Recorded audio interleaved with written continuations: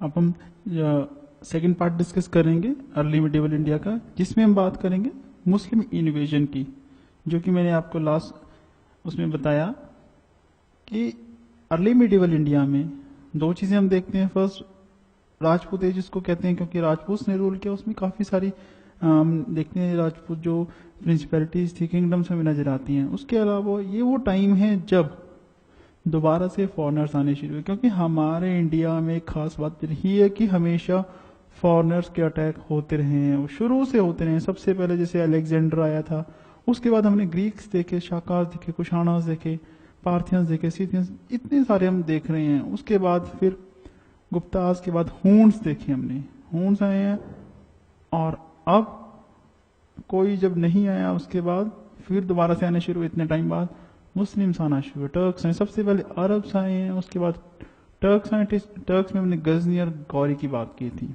तो आइए अब उसके बारे में डिस्कस करते हैं कि उनके आने का रीजन, क्यों वो आए, कब आए।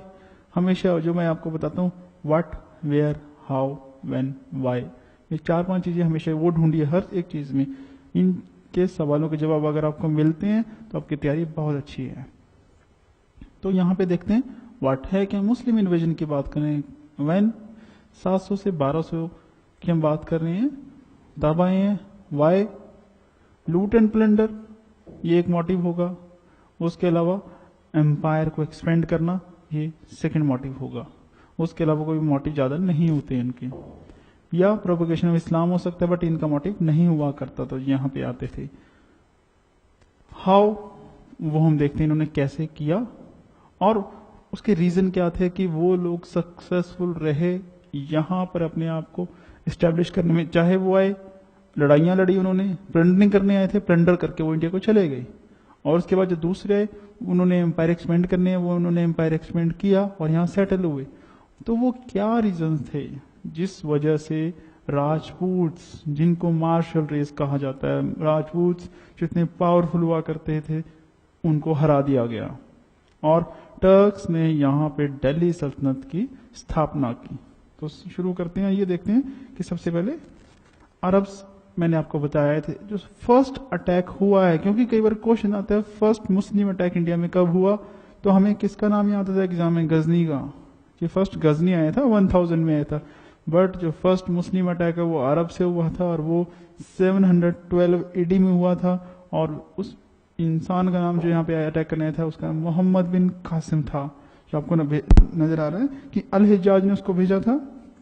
सिंध में उसने अटैक किया था फर्स्ट, और जब वहां पे थी हिंदू शाही डायनेस्टी रूल किया करती थी, और दाहिर उसका किंग था। ये 4-5 चीजें यहां से आप उठा लीजिए, याद रख लीजिए।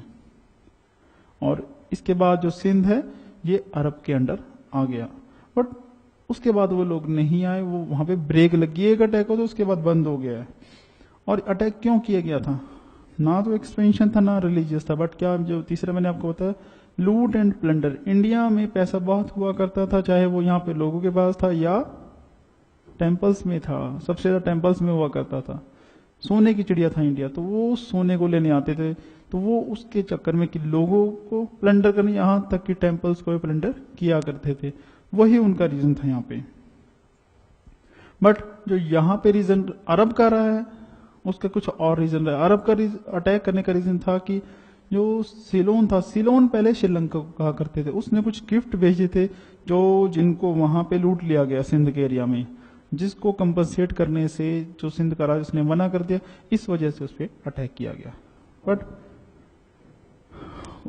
उसके बाद वो लोग दोबारा नहीं आए, कामयाब नहीं हुए। उसका रीजन ये था कि कुछ रीजन थे जिसकी वजह से मोहम्मद बिन कासिम पे कुछ चार्जेस लगाए गए और उसको जेल में डाल दिया गया। उसके अलावा जो वहां पे कैलिफ था वो भी नहीं चाहता कि इस जो डेजर्ट वाला एरिया वहां पे जाए, जो उसको कैप्चर किया जाए। और उसके अलावा कैलिफेट का जो इशू था, खलीफा का जो इशू, उसके ऊपर उनकी आपस में लड़ाई कि कौन खलीफा बनेगा, तो उस वजह से वो नहीं आ पाए। बट जब वो यहाँ पे, उसके कुछ इम्पैक्ट जरूर पड़ते हैं किसी के, एक बार आए और वापस चले गए, बट कुछ निशान छोड़ गए। उसके फर्क जो हमें नजर आ रहा है वो ये है कि सबसे पहले यहाँ पे लोग थे, कुछ एक फ्रैक्शन इस्लाम में कन्वर्ट हुए, कि फर्स्ट हमें कन्वर्जन इंडिया की नजर आ रही है। सेकंड, इस्लाम की फाउंडेशन रखी। तीसरा, स्लेवरी सिस्टम इंडिया में, क्योंकि स्लेव्स यहाँ पहले हुआ करते थे, बट जो स्लेवरी सिस्टम था उनका वो कुछ अलग तरह का था, वो इंडिया में डाला गया। और इससे पहले हम स्लेव्स नहीं देखते इंडिया में, सिर्फ रेफरेंस हमें कहीं मिलते हैं, अदरवाइज फुल फ्लेज जो स्लेव्स हम बाहर सुनते ग्रीक के, वो यहाँ नहीं हुआ करते थे। उसके अलावा जो ट्रेड था वो प्रमोट हुआ अरब के साथ। ये वो टाइम है जब अरब ट्रेडर्स आना शुरू हुए, और वो जनरली जो गुजरात का एरिया, साउथ इंडिया के एरिया, वहां पे ट्रेडर्स आया करते थे, और वहां पे वो सेटल भी होने लगे। और सी कोस्ट पे हमें अरब्स की सेटलमेंट्स नजर आती हैं। जो नेक्स्ट था इनके बाद, वो अटैक हुआ है महमूद गजनी का। जनरली हम उसको गजनी के नाम से बुलाते हैं, बट उसका नाम गजनी नहीं था, वो गजनी जगह से आया था, इसलिए उसको गजनी कहते हैं।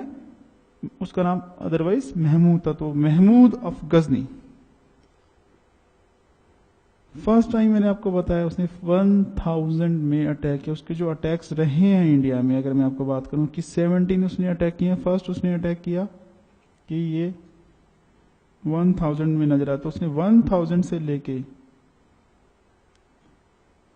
1018, 25 यहां तक टोटल 17-18 अटैक किए इंडिया में। और सिर्फ एक या दो एक्सपीडिशन को छोड़ के वो कोई नहीं हारा। उसने सारे एक्सपीडिशन जीते, सारे जो उसके अटैक्स है वो सक्सेसफुल रहे। उन दोनों का भी रीजन ये था कि फर्स्ट जो था कि उसका जो आने का तरीका था वो ये था, उसको ज्योग्राफी की नॉलेज थी। जब मानसून जाया करता था यहाँ से, तब गजनी इंडिया में आया करता था, और जब मानसून दोबारा आता उससे पहले पहले वो लूट और प्लंडर करके यहाँ से चलाया जाया करता था, ताकि बारिश में स्ट्रक ना हो जाए। तो एक बार यही हुआ, कनौज पे उन्होंने अटैक किया, तो वो मानसून के टाइम में स्ट्रक हुआ कि मानसून आ गया। वो लोग उस चीज को पसंद नहीं करते ना कि गंद फैल रहा है, मिट्टी फैल रही है और कीचड़ हो रहा है, तो उस वजह से वो लोग उसको, जो एक्सपीडिशन था उसको बीच में रोके वापस चले गए। और दूसरा जो एक्सपीडिशन का अनसक्सेसफुल हम कह सकते हैं वो था कश्मीर का, कि कश्मीर के एरियाज में जब वो गए तो वहां पर जो मौसम है वो ठंडा था, ठंड थी, और उनके पास वो अरेंजमेंट्स नहीं थे, तो वो भी उनको बीच में छोड़ना पड़ा एक्सपीडिशन। अदरवाइज उसके अलावा जितने इन्होंने किए हैं सभी में इन्होंने जीत हासिल की है। और जो सबसे फेमस रहा है वो रहा है जो सोमनाथ का जो टेम्पल है, जिसको सभी जानते हैं। तो यहां से एक छोटा सा क्वेश्चन बन सकता है, सोमनाथ, गजनी अटैक ऑन सोमनाथ, उस पर एक छोटा सा नोट लिखिए। तो सोमनाथ ये जो है एक टेम्पल था, गुजरात में था, और वहां उसका जो पर्पस था वो लूट और प्लंडर करना था, और वो वहां से करके गया उस चीज को। इस आपको नजर आ 17 उसने अटैक्स किए, कि 17 रेड्स नजर आ रही हैं आपको, 1025 में उसने किए हैं। और क्यों करते थे टेम्पल्स वगैरह में? क्योंकि वहां पे बहुत अपार, जिसको कहते हैं, धनराशि हुआ करती थी। बट जो उसने अटैक किया उसको कोई सिस्टमेटिक नहीं था कि यहाँ पे उसने अटैक कर कोई सेटलमेंट बनाई, कोई प्लानिंग, कोई एडमिनिस्ट्रेशन, सिर्फ क्योंकि उनका पर्पस क्या, लूट और प्लंडर करना। बट एक चीज हमें नजर आती है कि इसने रास्ता जरूर खोल दिया था आगे के एक्सपीडिशन के लिए। इसलिए हम ये भी कहते हैं कि जो फाउंडेशन रखी गई यहाँ पे गौरी से पहले गजनी रख चुका था। और उस टाइम जो यहाँ रोल किया करते थे, आपको थोड़ा सा उनका आइडिया होना चाहिए। हिंदू शाही डायनेस्टी, जो जयपाल और आनंदपाल, उसके इंपॉर्टेंट रूलर है। कश्मीर में लोहारास थे, जहां पे आप रानी दिद्दा और संग्राम का नाम सुनोगे। तोमर, सनंगपाल, प्रतिहारास, और आपको थोड़ा सा इनका ध्यान रख लीजिए, पालास मैंने आपको पहले बता चुका हूं, ये थे। गजनी सिर्फ लूट के लिए आया था और लूट करके चला गया। बट इसकी हम क्या इंपॉर्टेंस देख सकते हैं, तो ये है कि जो इसके अटैक्स थे उससे ये एक्सपोज हो गया, ये जाहिर हो गया कि जो इंडिया है वो आक्रमण रोकने में सक्षम नहीं है, कि वो मिलिट्री, यानी कि उसकी जो मिलिट्री पावर है वो वीक है। सबसे पहला ये। दूसरा ये जाहिर हो गया, ये एक्सपोज हुआ कि जो इंडियंस हैं यहाँ के राजा, उनमें आपस में ना तो एकता है, वो डिसऑर्गेनाइज है, डिसयूनिटी है उनके अंदर। तीसरा कि यहां से वो धन राशि लेके गया, बहुत सोना और धन लूट के लेके गया। इससे मतलब कि यहाँ की इकोनॉमी पे भी उसका इफेक्ट जरूर पड़ा होगा, और यहाँ की जो इकोनॉमी है, इकोनॉमिक कंडीशंस वो वीक हुई इसके बाद। उसके अलावा उसने टेम्पल्स, आइडल्स, जो स्कल्पचर से बहुत तोड़े, तो उससे आर्ट एंड आर्किटेक्चर, उसको एक सेटबैक, बड़ा झटका मिला। बट कुछ बेनिफिट्स भी थे कि एक दोबारा से नया रूट खोला उसने फॉरेन का, कि अब जो फॉरेनर्स थे वो इंडिया पे अटैक कर सकते थे। उसके अलावा नेक्स्ट हम कह सकते हैं कि जो इस्लाम में फुटहोल्ड पहले कौन आया, अरब से, और अब दोबारा इस्लाम में को अपना यहाँ पैर जमाने का मौका मिला। उसके अलावा कि सूफीज्म, ये वो टाइम है जब सूफीज इसके बाद आना शुरू हुए इंडिया में, कि जो अर्ली मिडीवल का पीरियड है, तब चिश्तीज आए, उसके बाद नक्शाबंदी, कादरी, और ये सारे सिलसिला के जो लोग हैं इंडिया में, और यहाँ पे सूफीज्म की स्थापना हम कह सकते हैं। जो नेक्स्ट अटैक यहाँ पे हुए हैं वो गौरी ने किए थे। गजनी की डेथ के बाद जो नेक्स्ट गजनी वाले एरिया में पॉलिटिकल चेंजेस हुई, वहां पे एक नई डायनेस्टी आई, और जो उन्होंने रूल किया करते उसमें जो मोइजुद्दीन मोहम्मद बिन साम, जिसको ड्यूटी दी गई कि वो एम्पायर एक्सपेंड करने के लिए एफर्ट्स करे, और मोइजुद्दीन मोहम्मद बिन साम, जिसको मोहम्मद के नाम से जानते हैं, वो गौरी के एरिया से आया था, गौरी के, इसलिए उसको मोहम्मद गौरी के नाम से जानते हैं। मोहम्मद गौरी ने इंडिया पे अटैक करना शुरू किया। 1175 उसका फर्स्ट अटैक था जो उसने मुल्तान पे किया था। आगे वो अटैक करता करता इंडिया आया, और फाइनली 1191-92 आप सुनेंगे बैटल ऑफ तराइन, कि उसने जो राजपूत की मेन पावर थी चौहान्स, उनको हराया, क्योंकि चौहान्स की मदद के लिए काफी राजा आए थे। उन सभी को हराने के बाद उसने दिल्ली कैप्चर किया, और चौहान्स का एरिया जो राजस्थान का वो सारा कैप्चर किया, और इस तरह उसने दिल्ली सल्तनत कह लीजिए अभी नींव रखी गई, स्थापना भी नहीं होगी, और खुद वो वापस चला गया था, अपना स्लेव छोड़ गया था। तो आइए उस पर थोड़ी सी बात करते हैं कि जो मोहम्मद गौरी है 12th सेंचुरी में आया है, उसने गोमल पास के रास्ते से आया, क्योंकि जो यहाँ पे आने का रास्ता है जो दर्रे हैं, क्योंकि पहाड़ियों से इंडिया घिरा हुआ है। मैंने आपको फर्स्ट उसमें यूनिट में बताया था कि जो इंडिया की फिजिकल कंडीशंस आपको पता होना बहुत जरूरी है। जब हमने सोर्सेज की बात की, यहाँ की हिस्ट्री की शुरुआत की बात की थी, कि जब हम हिस्ट्री की बात करेंगे आपको ज्योग्राफी की नॉलेज अच्छी होनी चाहिए। जो इंडिया आप देखते हैं कि चारों तरफ से घिरा हुआ, एक तरफ साउथ में समंदर है और नॉर्थ में पहाड़ है, ईस्ट में पहाड़ है, वेस्ट में पहाड़ है। तो पहाड़ से आने का रास्ता सिर्फ एक होता है, जो पहाड़ में कुदरती दर्रे होते हैं, जो पासेस होते हैं। तो बाकी बोलन से आया करते थे, ये गोमल पास से आया था, ताकि इसका जो रास्ता है वो शॉर्ट पड़े। और उसने आके सिंध को कॉन्कर किया, उसने लाहौर कैप्चर किया, और गंगेटिक प्लेन्स तक आया वो। जो फिर मैंने आपको बताया कि 2 बैटल्स हुई। जब वो इंडिया में उसने, जो आज का इंडिया है जो उसमें आया, तो जो ये एरिया हुआ करता था दिल्ली से लेके जो राजस्थान वाले एरियाज है, पंजाब के एरियाज हैं सारे, हरियाणा के एरियाज हैं, ये सारे चौहान्स के अंडर हुआ करते थे। और जो हमने पहले पढ़ा था कि जब राजपूत एज में कि जो दिल्ली है वो तोमर्स की हुआ करती थी, तोमर्स से बेसिकली जो दिल्ली है वो छीन ली गई थी चौहान्स के द्वारा, और अब चौहान्स के कंट्रोल में थी दिल्ली। तो जब गौरी इंडिया की तरफ एंटर हुआ तो वो किसकी टेरिटरी पे आया, चौहान्स की। तो यहाँ पे चौहान्स और गौरी के बीच में एक बैटल हुई, और जो राजा था उस टाइम वो था पृथ्वीराज चौहान, और जो बैटल थी वो तराइन नामक एक जगह पे हुई 1191 में, 1191 में। और इस बैटल को कहते हैं फर्स्ट बैटल ऑफ तराइन।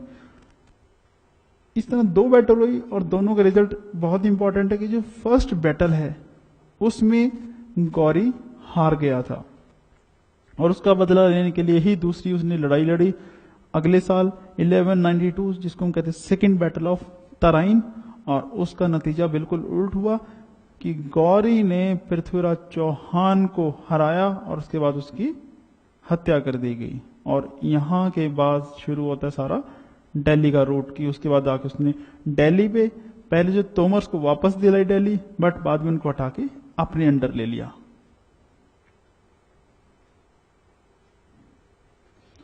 जो बैटल ऑफ तराइन थी, इसमें पृथ्वीराज चौहान की मदद सभी राजाओं ने की, सिर्फ एक राजा को छोड़ के जो उसका फादर इन लॉ था, क्योंकि उनकी पर्सनल जो है जेलसी, पर्सनल उनके बीच में एक दरार थी। उसका रीजन ये था कि जो जयसिंह था वो कन्नौज का राजा था, उसकी बेटी संयोगिता को जबरदस्ती उठा कर ले आया था पृथ्वीराज चौहान। उस वजह से वो नहीं चाहता था कि पृथ्वीराज चौहान लड़ाई में जीते और उसने उसकी मदद नहीं की। बट इसका खमियाजा उसे खुद भी भुगतना पड़ा जब 1194 में गौरी ने जयचंद पे अटैक किया और बैटल को कहते हैं बैटल ऑफ चंदवाड़। ये देख लीजिए कि बैटल ऑफ चंदवाड़ हुई है 1194। बैटल ऑफ चंदवाड़, राजा था जयचंद जो कि कन्नौज का राजा है। He was defeated by Gauri. तो यानी कि अगर एग्जाम में क्वेश्चन आते हैं बैटल ऑफ चंदवाड़ कब हुई 1194 में, किसके बीच में? गौरी और जयचंद के बीच में। और जयचंद कहाँ का राजा है? कन्नौज का राजा है। इसके बाद क्या हो रहा है एक्चुअली वो मैं आपको थोड़ी सी यहाँ हिस्ट्री बता देता हूँ। हमने देखा कि 1175 में उसने फर्स्ट अटैक किया मुल्तान पे। ये हम गौरी के अटैक की बात कर रहे हैं।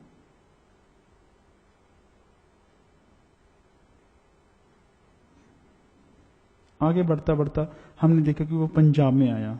1182 उसने लाहौर वाले एरियाज कैप्चर किए और जब वो पंजाब में आया और यहाँ के 1191, 1192 हमने दो बैटल्स की बात की, बैटल्स ऑफ तराइन।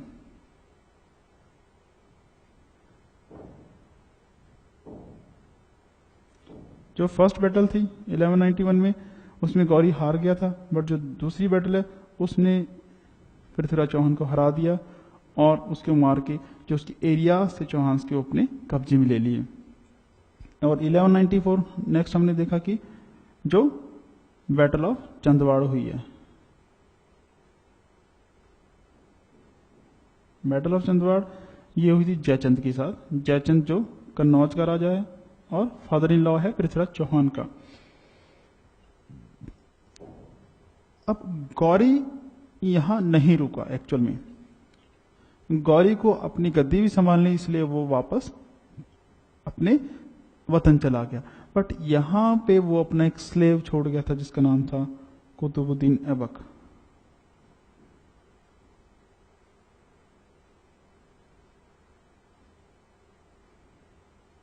कुतुबुद्दीन ऐबक ने लाहौर को अपना हेडक्वार्टर बनाया और लाहौर से जो टेरिटरीज थी इनकी कैप्चर की, उनको एडमिनिस्टर करना, उनका प्रशासन चलाना शुरू किया। गौरी के टोटल 3 स्लेव थे, यलदोज, कुबाचा और कुतुबुद्दीन। और गौरी की डेथ जो हुई वो 1206 में हुई और जिस दिन गौरी की डेथ हुई उस दिन कुतुबुद्दीन ऐबक ने अपने आप को इंडिपेंडेंट डिक्लेयर किया। और क्योंकि हम कहते हैं कि दिल्ली सल्तनत जो है उसकी स्थापना 1206 में हुई, वो इसीलिए कि रूल तो ये हम पहले करना शुरू कर दिया इसने। जो दिल्ली के एरियाज है यानी कि लाहौर से दिल्ली और जो इंडियन पोजेशंस थी गौरी की, उनको चला तो यही रहा था। बट अभी ये एक स्लेव था गौरी का। जब उसकी डेथ हुई तब ये इंडिपेंडेंट हुआ और ये बना यहाँ का राजा, फर्स्ट सुल्तान।